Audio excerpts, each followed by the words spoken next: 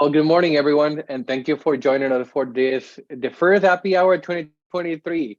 After some unexpected turns of events, but we're finally able to make it today. So today, as I shared before at the listserv, we're gonna be like sharing some cool stuff and tools that Deb and Cheryl and their team has been working on throughout.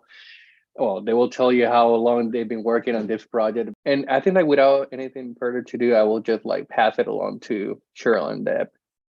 Thank you for coming. All right, great. Thanks so much, John. Welcome, everybody. Thank you for hopping on 9:30. So I'll start. I'm Deb McCoy at UC Berkeley. I'm in city planning and education at the Center for Cities and Schools, and as my home base. And I'm really curious. I'm excited. This is the first time we're actually vetting this among a group of people who are really like-minded thinkers and actors. And we're really curious about not only sharing what you think about our site, but how this could be useful and made better. So. But I'm Cheryl, and I'm with Deb and Mossam at UC Berkeley and the Y Plan Initiative. And I am technically, my title is creative director, but I primarily focus on elementary, applying the Y Plan process and adapting it to the elementary school level. So we'll probably touch upon a little bit of that today, but I'm really happy you all are here. I love UC Links. I love John leading this out, and Deanna. It's just so great to know all of you and to be able to share our intellectual property with each other. So on that note, I'm going to pass it back to Deb. Awesome. Well, thanks. We just have a few slides, so I'm going to share my slides, and then we'll just get into the toolkit and to really be a nice discussion. This is the first, just like 3 weeks ago, the toolkit went live. So this really is very new for us. Sharing it. So we're really excited about this opportunity with so many like-minded thinkers and scholars. There we go. Okay. So this is today presenting with Cheryl. There are, in terms of an agenda, we're thinking about, we've done our introductions. We're going to provide just a couple of slides about the context for the toolkit and why we decided to put 20 years of everything we ever knew and created and used to charge money for, now publicly available to anybody who wants to access this information. And then we thought there were 3 questions that could form the bulk of our discussion today. We'll share with you what does Y Plan, what does the toolkit offer? And then mostly we really want to hear how it could be helpful to you or other colleagues or other students around California or anywhere else. And then suggestions for improvement, kind of most importantly. We're learning so much every time we use these materials. So if that sounds good, I'm just going to start with, I think many of you know the Center for Cities and Schools. We're an interdisciplinary action research center. We're located at what's called ORU, an organized research unit, which was intended initially to do interdisciplinary work. So we're based between the Department of City Planning, College of Environmental Design, and Education, mostly based because we're physically in city planning, we're in that building. And it's a lot of our context is trying to make schools and young people an active part of how we think about cities. And our mission is just this, to have conversations where we really position young people and schools as an essential component of what we now really reframe as just and joyful communities for all. Y Plan engaging young people in that is clearly a critical part. The only major thing I think Cheryl and I will say for background, because we could talk for hours about this work, is that during the pandemic, we were fortunate enough to have just gotten a contract with Routledge to write a book on the last 20 years of the work around Y Plan. So what the heck, I don't think I ever would have written this if I didn't have to sit in my house for months on end. And so this book is it's an academic book, and it situates the Y Plan work in both a theoretical context in the first section, 9 case studies, and then a follow-up, a call to action. And I think that call to action is really what drives us here, which is like, how do we really rethink our fields within city planning and education to really reimagine the role of young people. And I think the evidence that we provided in the book was great and compelling, but in truth, it's an academic book, and I'll be happy if, 20 people read it. It's just not, we hope more people read it, and we hope faculty use it for classes. But we knew in our hearts that if we really wanted to activate the work and meaning behind the book and our reason for doing it, we had to make it more accessible and the curriculum more accessible. For years, we would partner and get grants to partner with school districts. As many of you know, we've worked across the country and across the globe, in different ways. So this was saying, we want to do something different. We're going to put everything we know online. And that led us to the public toolkit, which I'm now focused on. The other big thing was that, grants drive a lot of what you do. So we got a grant in 2012 to make a whole separate Y-Plan website, which we were so excited about. And we had this whole charge to go national and worked in over 8 different cities from Dallas and New Orleans. But what happened, and this is where digital technology can communicate things you don't mean to, we then had 2 websites. We had the Center for Cities and Schools website, and we had the Y-Plan website. So everybody started thinking Y-Plan was a separate center. It was either a program or a whole different organization. And we're like, no, it's a pedagogy. It's really it's a strategy, an action research strategy, a strategy for transformative learning and teaching. So finally, last year, we said this has to come to an end. And we basically spent a year merging the sites back into one integrated piece and heart. So I'm going to take us to the website, to the toolkit through the website, which is how we're helping people navigate the space. You're welcome to look at the website, but basically Y-Plan is one of our 4 major initiatives. And in the website, there's all the background on Y-Plan. What is Y-Plan? What is why is important? We have so many examples of Y-Plan videos, toolkits, story maps, and then most importantly, and the point of today is a Y-Plan toolkit. Here we are, drum roll. This is our Y-Plan toolkit. You can get to it directly, but again, we really think the context that this is research driven is important for the work. And I don't want to say legitimacy, but the work itself. How many people have known Y-Plan over the years? Just raise your hand, John. Awesome. Okay, I'm going to a little bit of context. Deanna. Okay, couldn't see everybody. Yeah. So anyhow, I'm not going to get into the whole philosophy and methodology, but basically it's a 5-step process. It really reflects not only the scientific learning method, but how we teach community engagement in the field of city planning. So it's a professional practice. But when we started developing this, thinking like, okay, how do we develop something so that people could do this type of engaged, authentic project-based learning without the center? And that was our big charge. How do we make materials accessible so that Deb or Cheryl or Mossam don't have to be there, right? So we realized that we spent an entire semester getting ready for Y-Plan, for the project's implementation in the spring. And that is what is most invisible, is all the background work, preparing the projects, just as we would with any professional context. So all that to say is that one of the most new things is the whole section on project planning, where we really try to make all of the preparation materials accessible and visible. And that really is the foundation for the other 5 steps of implementation. I'm going to get into kind of do a quick overview so you have a sense of everything, show you a little bit. Cheryl will show you the elementary toolkit, wonderful guide, and I'll show you a little around the secondary education. And then we'll pause and just start, engaging in dialogue. So there are 2 ways to access the tools.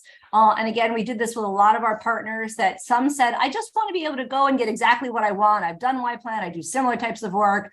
I want to know how to do community mapping. I don't want to have to go through all 5 steps and 400 lesson plans. So other folks said, I really just want to make it clear all in one. I don't want to have to hunt and peck. I really want a comprehensive package to then work from. So we did both.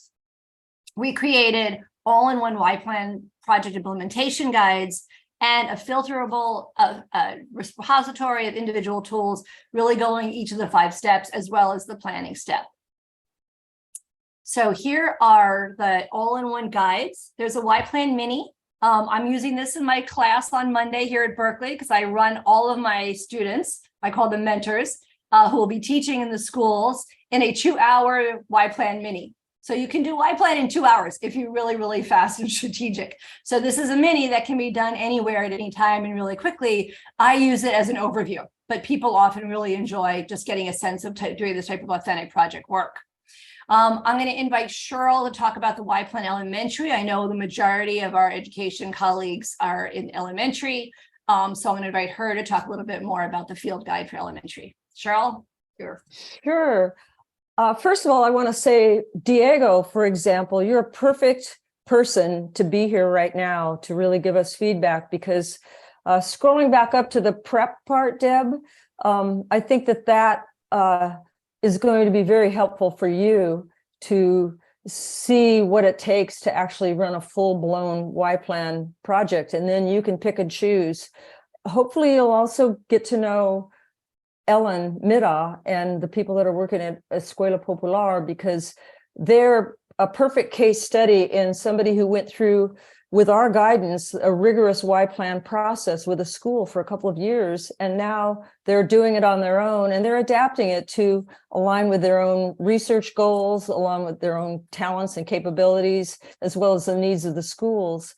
And I think that once you get to know her, there's actually a little video within the toolkit of Ellen talking about it, but I think that you'll be able to observe how somebody has taken the full-blown Y Plan process and then starting to adapt it and make it applicable to their own local situation. And then they can pick and choose from this toolkit. So I hope you're putting your questions in the chat for John, or just, you can speak out too, because it's very important to see how this can be really useful to someone like you. You're a perfect case study person for using this toolkit at this stage. And maybe you too, Alessandro, you may want to pick certain pieces and parts. So I'll talk a little bit about the elementary.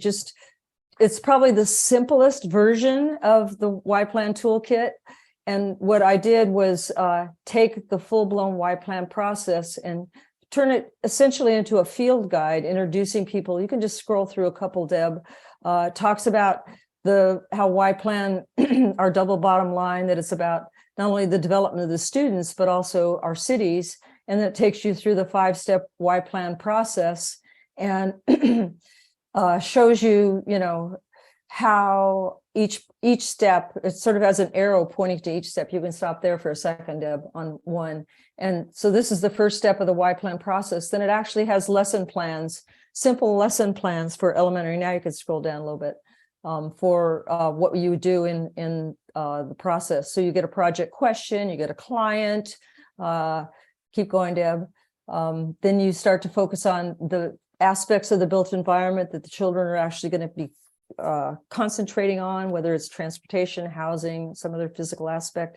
And then it's simple activities, and it shows you the activity, the goals, the materials, and the steps. So it's a pretty simple breakdown that can be used and picked from and chosen from, depending upon what your resources are. But this first was created for a group of people in Detroit who wanted to do the Y Plan process, who had very few resources, very few materials. So we tried to use as simple materials as possible. So in this case, it's what you bring to the table, and it's actually taking a paper plate and talking about your qualities, like what you would bring to a table, and then setting the table with your qualities and putting the whole table out with everyone. So that's just an example of the types of activities that are in here. So Deb, you could just quickly scroll through a little bit more briefly.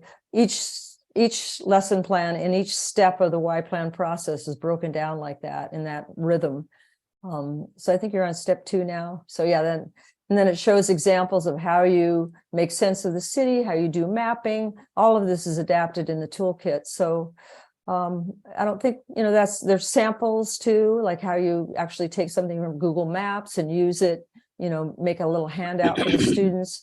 And many teachers, we've actually brought these resources into the classroom, but now that they're in the toolkit, anybody can use them. And for example, the people in Detroit that have actually been using this have no teaching skills at all. It's an after-school program with young people that are hired, it's people that want to be teachers, but so all of these activities have been adapted so that they can use it and still be sophisticated, still can be deep, still can be pedagogical, but also really accessible. So I think it's showing examples of best practices, and then all the different ways that children are presented. the Detroit actually happened to have a TV station, so we added that in as a possible way of presenting. So anyway, that's just a simple version of the Y Plan Toolkit that hopefully is very accessible to those of you who are working with elementary school students. And even Deanna, people like you who have a very sophisticated program going on in your own community may find gems within this toolkit that you can apply to your own situation. And I think, Alessandra, I think you and Deanna are kind of in the same position of having a program that's pretty developed and pretty exciting, but there's always gems that you could pull from the elementary toolkit. And then Deb, you can go on to the high school level. That gives you just a really brief scroll through, but you can go there yourself and see if there's things that you can apply. Especially there's a piece about sustainability that actually we probably could add things from yours, Deanna, from the work that you do. We could actually bring into this toolkit and may in the future. So it's set up online so that it can be an interactive piece like that. We can always add a page and use that format. Anyway, I don't know, Deb, is there more that you think should be said about the elementary? No, I just have to say though, so many of the activities are just accessible for anybody at any age. I was just thinking about how we should do that plate activity. It's just such a beautiful way because it's a metaphor for, what you bring to the table within policy circles is such a powerful notion about that young people should be at the table of policymaking. So the physical metaphor is really powerful from a policy standpoint. So I worked with Cheryl over 20 years and I'm still learning from her. So I still love these. They're just so accessible, on that note, I'll share with you what our teachers said. So it's a little bit different. Cheryl does a little bit more direct work with the students doing elementary. The secondary is done more with the teachers leading it directly. I'd say Cheryl is more direct partners. And our whole goal over the last 10 years has really been around professional development to help teachers get the tools and training to be able to implement, and we're trying to even not just say Y Plan because it sounds like a special program. In Oakland, they're calling it civic work-based learning or authentic project-based learning. It's just what we know. John Dewey was talking about the same stuff, right? It's what we all do about meaning making and learning. So whatever the words are most accessible is fine with us. These are just tools that come from a Y Plan lens. So the teachers during the pandemic, we actually had 1,000 young people do Y Plan authentic projects during the pandemic, which was an incredible gift. And that we're able to continue doing that. And mentors did online mentoring. I know a lot of us found out ways to do that. The mentors are Berkeley UC students. And one of the things that was most helpful was just doing slide decks for teachers to be able to facilitate this on Zoom.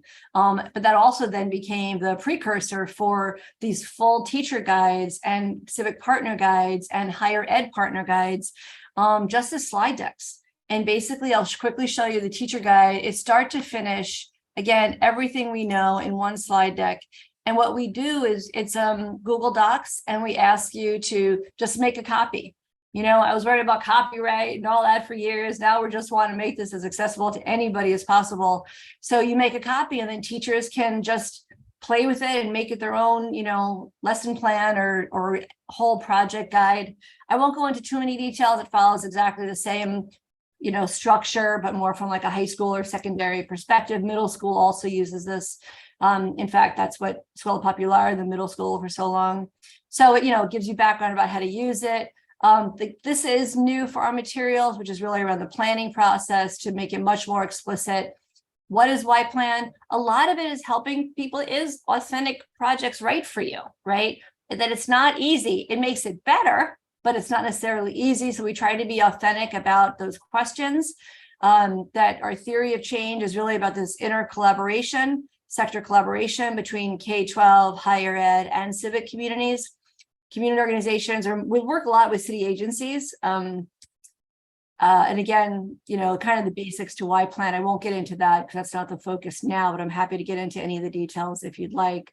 Again, we tried to make very explicit what is the role of the different partners? Because that's sort of the magic, there's nothing new about service learning or kids doing projects, but the authentic role of Department of Transportation, and the UC or higher ed partnerships is sort of the secret sauce to transformation versus just a regular project.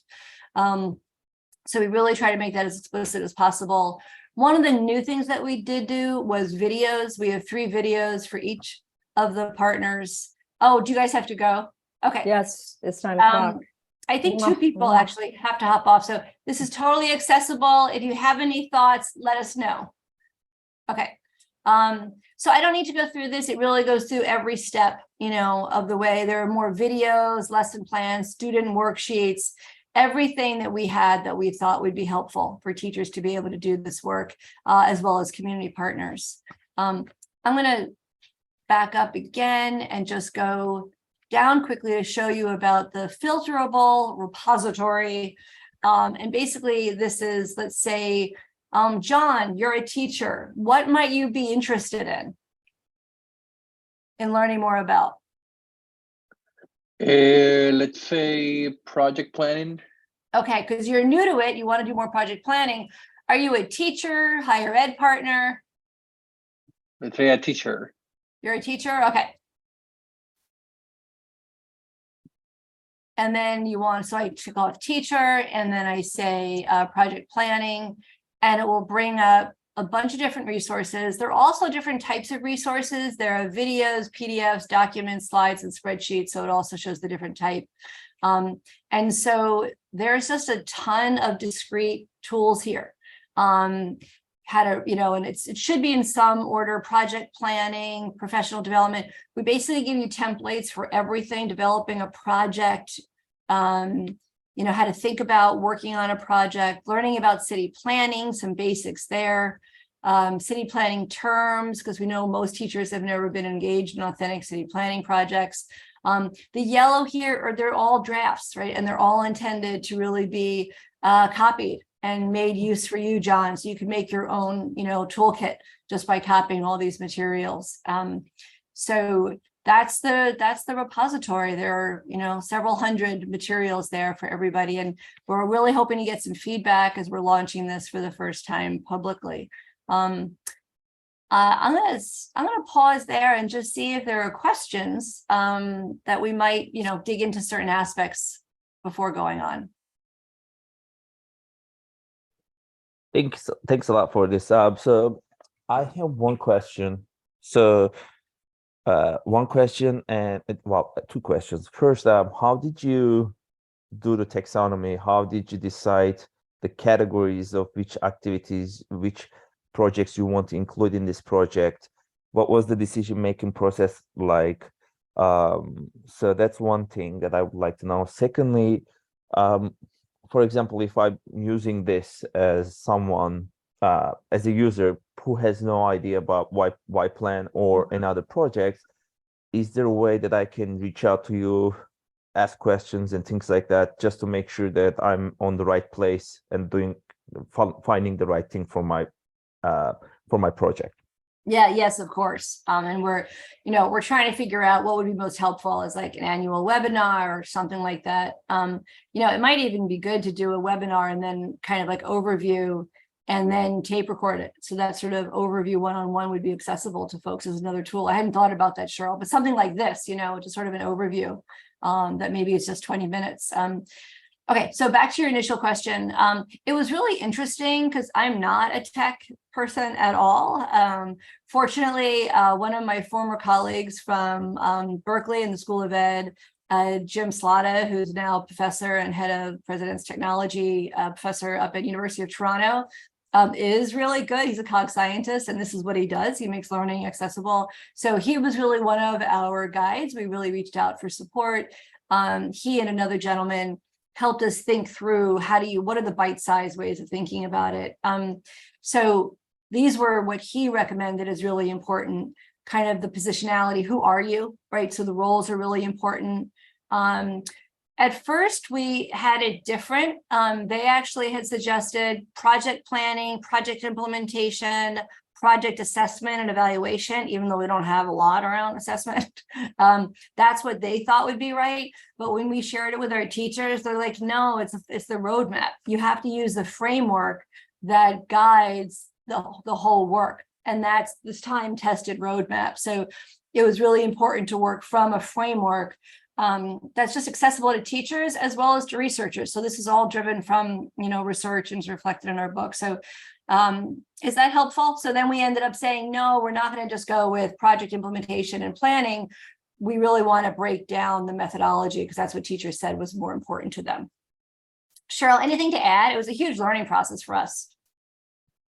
Oh, I'm just thinking, both of you, Dugan and Diego, and imagining what you're thinking, because I feel like I kind of, on the elementary, I kind of slid over the part of the project planning, which I think is the stage that, it sounds like you may be in that stage, Diego, but the secret sauce, when Deb said the secret sauce, the critical component of all of our Y Plan projects is having a civic client who has a real authentic challenge that they want to engage young people in, and the young people's engagement and their recommendations and their vision and their process will inform that client and really augment and amplify their work and add value to their work. And I think that is a really critical part of the project planning process. And I'm not sure if that piece is relevant to you. And what's great about the website is that part is in here in more detail about developing that part. And I don't know if you want to focus in on that, Deb, the project planning part, but I think that's huge. Could you tell us a little bit more about what you're doing? And then we could just have a work session right now. It'd be fun for us to try to think about how the tools could, let's just use the next, 20, 30 minutes. It's just us. What would be, tell us about your work and we can help think about what might be helpful. Is that to Diego or Dugan?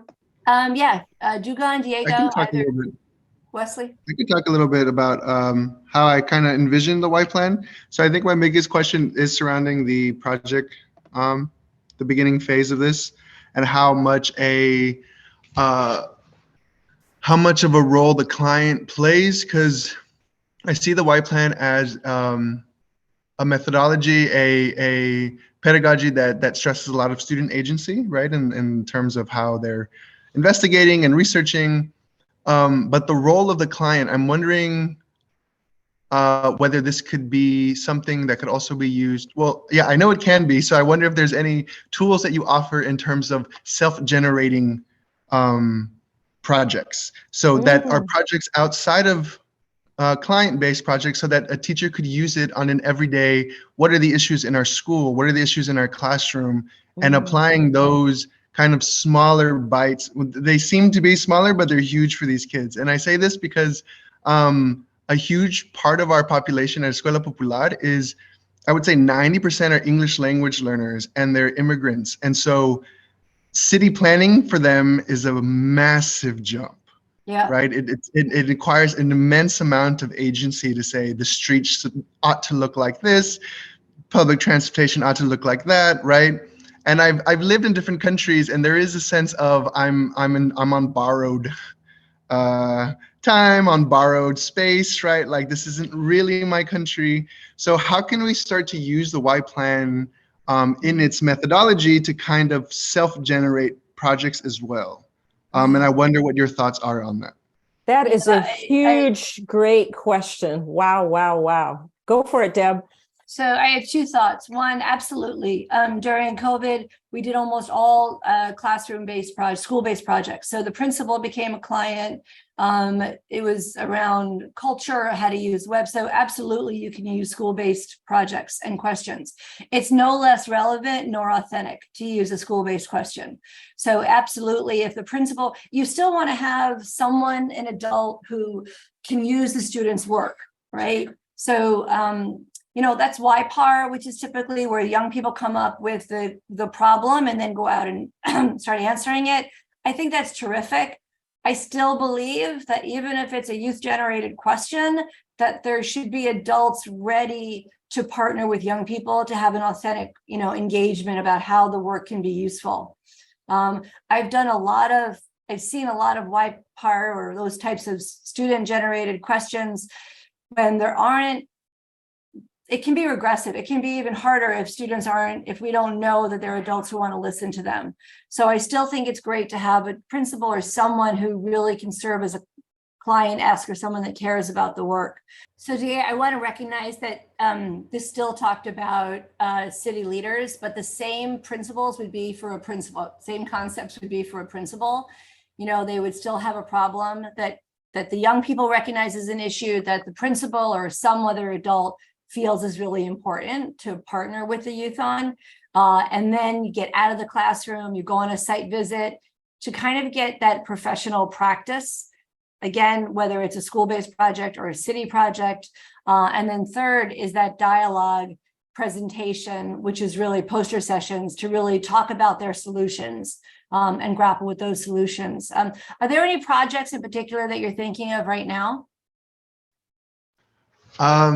So kind of like internally, we struggle a lot with the English language learning. So a lot of the students struggle with, they'll learn it grammatically, but talking it is difficult for them.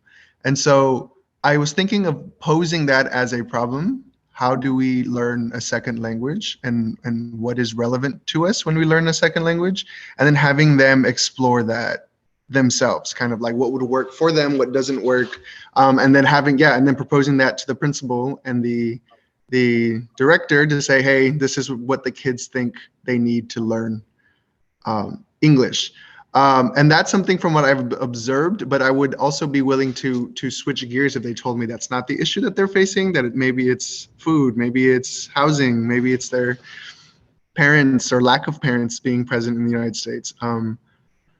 But yeah, I think it's extremely powerful that they receive a sense of legitimization when they're working with civic partners. But I'm wondering if there's a way to kind of achieve the self-empowerment, whether there's civic engagement or not, whether there's just the simple act of asking a question and figuring out possible solutions to that question is like enough to center around and be like, that's the aim. Because I think our student population is extremely different than most schools in that they've come without their parents. They're very, very disengaged in terms of the way that they resist this new society. And so I'm trying to figure whether I can apply this, maybe not in, I'm trying to see if there's, because what I see is their awesome scaffolding, right? It's really amazing to see them kind of apply the scaffolding and work through that process. But I'm wondering if there's a way to kind of pull out the values of that scaffolding and still use it for this demographic that aren't necessarily, speaking English. They're without their parents. They're extremely disengaged, but in a way that is defiant, right? They're brilliant kids, but they have a sense of difficulty being in this country. So how can we kind of use these same tools, and kind of what your thoughts are on it? Yeah, so I have a couple things to say. I just have to say first how wonderful it is to see Charles Underwood on our Zoom. Charles, thank you for joining. It's just wonderful to see you. Miss you lots. So Diego, having worked with Escuela Popular for 5 years and having Y Plan been done in Spanish, I totally understand what you're saying. And I think there's no more important experience of placemaking than with newcomers. I think when you're constantly told that you don't belong, that you're visiting, that you're on borrowed time, what more powerful notion than you actually do belong? Not only do you belong, but you're a valuable contributor to how things should be. I think talking about language learning is fantastic. I would just talk to the principal before the end so that they can provide more context and meaningfulness for the research that the students do. I think it would be terrific to start with that, and just language is so incredibly powerful for young people to start to learn to speak, whether it's using English or whatever, around problem solving. I'm not a linguist, but I know it's been a very powerful tool for folks to learn to use language differently. We did Y Plan with over 1,000 young people from Tohoku, Japan, who had experienced trauma and the earthquake. And they came, and it was all in Japanese, but they often wanted to speak English, and to see them grapple with talking about change they wanted back home, whether it was access to safe water or safe spaces to go. It just provides a different linguistic context. And Charles, you're much more the linguist than I am. I don't know if you want to add anything. You're on mute. Charles, unmute. He's doing it. Okay, I'm There we go. unmuted, I think. Sorry. I think the idea of addressing the issue of language learning is such important question, and it's so important to this process. For it's indispensable for kids whose first language isn't English, and they're in now an English speaking setting. I wonder, you may have already done this, Diego, but I wonder if starting with the voices of the students themselves in their own language, and then building into the English that way would be, and using it for the exchange of ideas of between the principal and the students, or whoever the client is and the students, and because I think there's nothing more generative of new and innovative ideas than going back and forth between different languages. And so starting with the kids' ideas, using their own, okay, this is how we express what we're seeing here in our community, but we don't really know how to say this in English. And how do we move from colloquial Spanish to colloquial English in order to get into a planning framework that uses both Spanish and English to address a key problem area?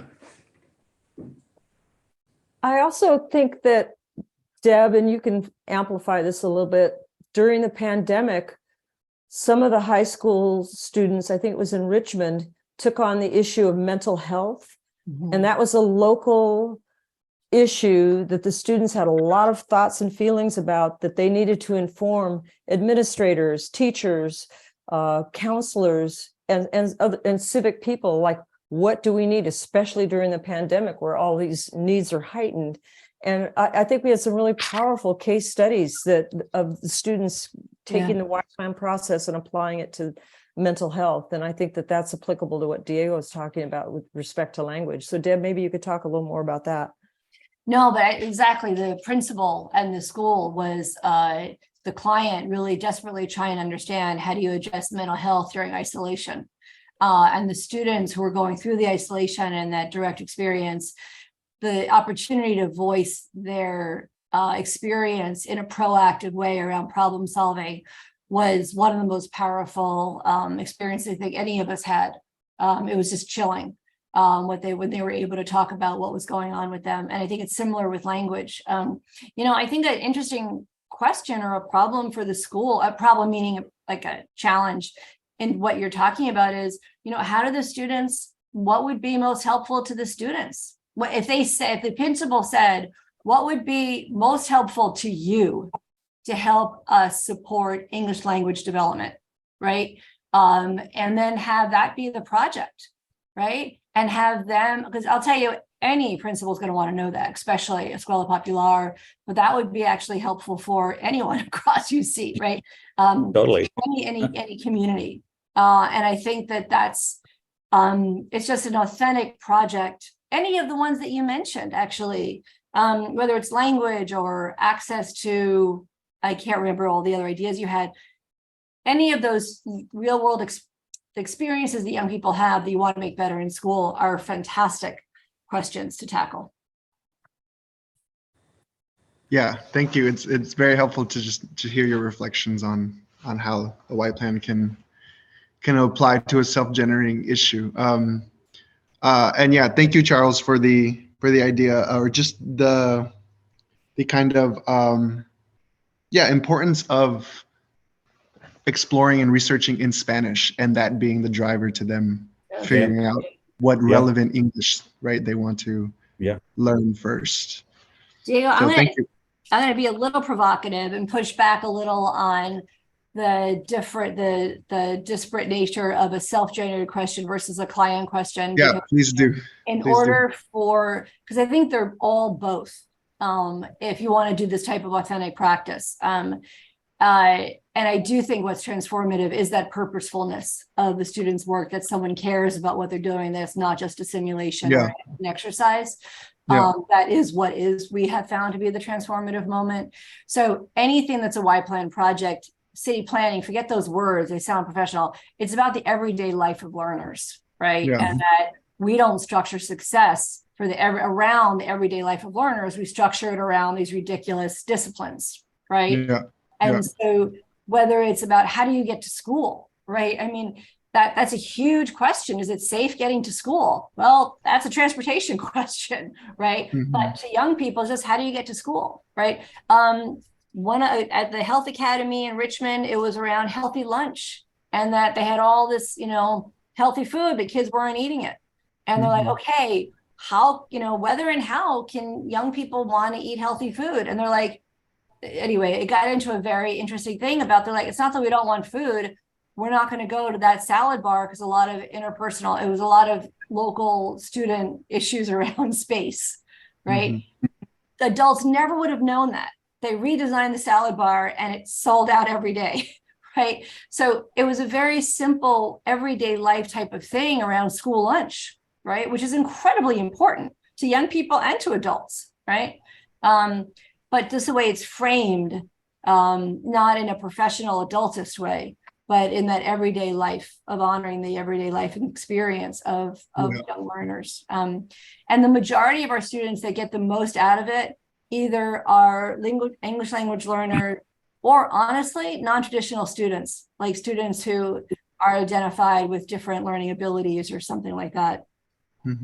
It's just, Deb, that salad bar example is great because whoever the client is, whether it's a principal or whether it's a person in charge of facilities, even the custodians, even, it can be anybody who has the power to make a change based upon the student input. That's critical too. So that the students can experience some success in expressing their voice and actually articulating a vision and making a recommendation to a person who has the power to make changes in that area. I think that's critical. And the salad bar is a very simple example of that in action. So I like that. And the school-based example. So that's why I'm saying it's not self-generated. All of these are generated around honoring the everyday life, of young people. It's just the city, the school, any formal organization. We're not going to make things better unless we learn how to learn from and with young people. So I think for us, it's a little bit of a political statement. If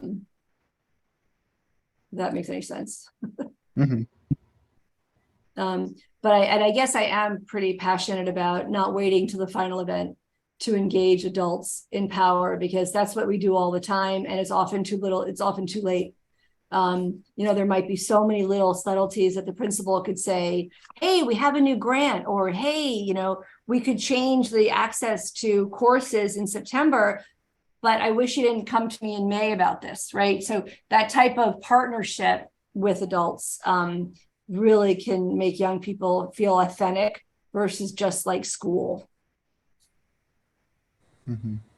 So I notice we're coming up to the end. I don't know, John, how you want to wrap us up, but this has been great, Diego, especially because you're somebody on the ground who has the potential to use the toolkit in a meaningful way, and to hear your questions and do on as well. Thank you so much. And John, I don't know if you have closing comments or want to wrap it up, but Honestly, I feel like this conversation has been super amazing, especially coming from Diego, who has like come up with some comments and ideas of how he has been able to implement this in his specific context and these critical questions about language and inclusion and how we can like bring that to the table when it comes to implementing Y plan resources and the program itself, this methodology to have the students being active participants and having a critical voice in this process. To me, that's like fascinating and super powerful. And that's exactly, I'm pretty sure, what you both wanted. One of the main reasons why you wanted to create and make this public and available for all the community out there. So I think that by itself, Diego's comment is like a living proof that of the success already of the Y plan efforts. So I appreciate that a lot. Um, I think that that was the only comment before everyone left and Dugan's question. So I think like this is just a very productive session, and once I share this recording with everyone, I will invite people to shake it in their own time and feel free to reach out to both of you or the whole list or asking questions or making comments or feedback based on their experiences. If you both are okay with that. And Diego, as you start doing this, feel free to reach out to us and ask questions as you use any of it. We'd be really honored if you even tackled a couple of the tools. It'll make it so much better for everybody. Yes, will do. And I'll keep you all updated on how it's going over here. Great. Cool. All right, and John, thank you so much. And Mara, Well, thanks for having this. well, And Charles, thanks for thank- joining. Yeah. Thank you Great both to for see you guys. leading this. It was super informative. And thank you, Sharon, for joining and everyone else. My I really pleasure. appreciate My it. pleasure.